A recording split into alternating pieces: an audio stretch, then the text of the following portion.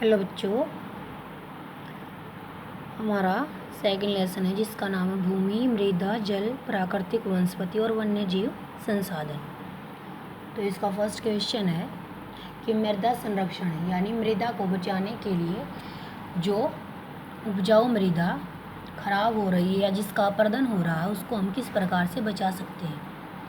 तो इसके कुछ उपाय हैं: मल्च बनाना, वेदिका फार्म, समोच्च रेखीय जुताई, रक्षक मेखलाएँ, समोच्च रेखीय रोधिकाएँ, चट्टान बांध और बीज की फसल उगाना। तो सबसे पहला है मल्च बनाना। तो पौधों के बीच अनावरित भूमि जैव पदार्थों से ढक दी जाती है। तो दो पौधों के बीच की अनावरित यानी जिसके ऊपर किसी प्रकार का कोई आवरण नहीं होता, तो उसको जैव पदार्थों से ढक दिया जाता है। इससे क्या होता है कि मिट्टी के अंदर जो आर्द्रता या जो नमी है वो बनी रहती है।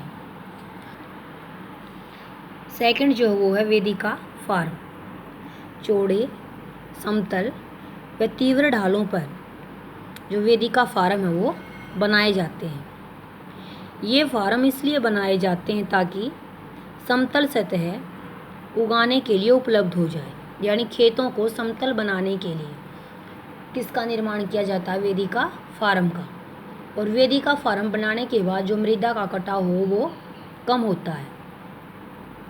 नेक्स्ट है समोच्च रेखीय जुताई।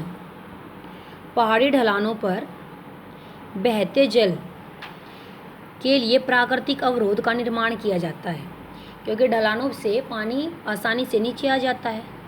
तो उसको रोकने के लिए क्या किया जाता है? इस तरह से जुताई की जाती है खेतों की ताकि पानी नीचे की तरफ न पहुँचे या नीचे की तरफ न आए, और जिससे मिट्टी का कटाव भी रुक जाए। नेक्स्ट है रक्षक मेखलाएँ। तटीय प्रदेशों और शुष्क प्रदेशों में पवन गति को रोकने के लिए वृक्षों को कतार में लगाया जाता है। तटीय प्रदेश यानी समुद्र के नज़दीक के जो क्षेत्र हैं, और शुष्क यानी जहाँ पर वर्षा बहुत ही कम होती है, जहाँ पर मिट्टी में नमी की मात्रा भी कम होगी, क्योंकि जहाँ पे वर्षा नहीं होती तो वहाँ पे क्या है? बालू रेत या शुष्क रेत जो वो मिलेगा। तो पवन जब आएगी तो वो आसानी से उस रेत को उड़ा के ले जाएगी, जिसके कारण मृदा का कटाव होगा। तो इसे रोकने के लिए क्या किया जाता है?